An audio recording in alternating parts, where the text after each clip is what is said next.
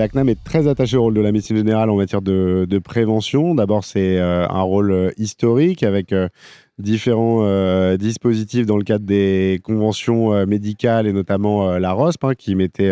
laissait une grande place à la prévention dans le rôle des médecins généralistes. La CNAM, depuis la convention 2024, réaffirme cette position en reprenant le forfait médecin traitant, en le renouvelant et en le centrant sur les dispositions, sur les actions de prévention par les médecins généralistes. L'idée et le pari fait par l'assurance maladie en matière de prévention pour les médecins généralistes, c'est de leur donner accès à des données à une maille plus fine, à la maille de chaque patient, pour que ça puisse déclencher des actions directement auprès des patients en matière de prévention et notamment en matière de vaccination, de dépistage et de suivi de certaines populations à risque ou fragiles. Alors justement, dans le cadre du nouveau forfait médecin traitant, un tableau de bord est mis à disposition des médecins à partir des données de remboursement de l'assurance maladie. L'avantage de ce tableau de bord, c'est qu'il regroupe l'ensemble des données de facturation et donc il regroupe l'ensemble des actes qui ont été réalisés en matière de prévention, que ce soit par le médecin lui-même ou par d'autres professionnels de santé. Ça permet aux médecins d'avoir une vision un peu 360 sur l'état de santé et le statut de prévention ou le statut vaccinal ou de dépistage du patient qui va avoir en face de lui en consultation. Le pari qui est fait, c'est que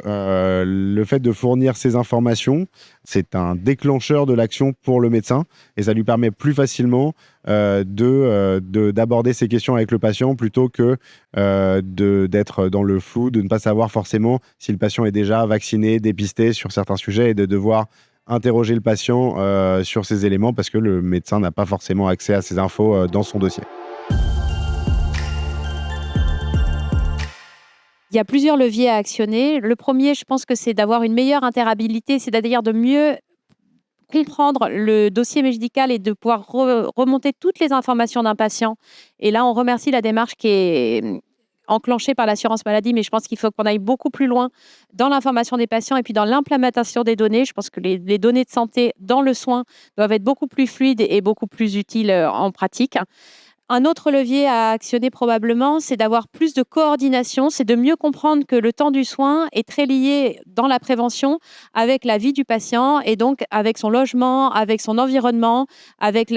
son activité physique ou encore avec sa vie à l'école quand on parle d'enfants. Et donc la meilleure coordination entre les acteurs d'un territoire et la médecine générale avec une vision du financement qui puisse le permettre aussi, hein, puisque c'est généralement fait sur du temps propre de médecin. Est probablement un des leviers majeurs puisque un enfant, si on veut parler de prévention, passe la majorité de son temps à l'école et non dans un cabinet ou encore avec ses parents et non dans un cabinet de médecine générale. Donc, relier les acteurs du territoire et le médecin et les patients à travers des actions et du financement du temps de coordination est probablement un des leviers d'avenir.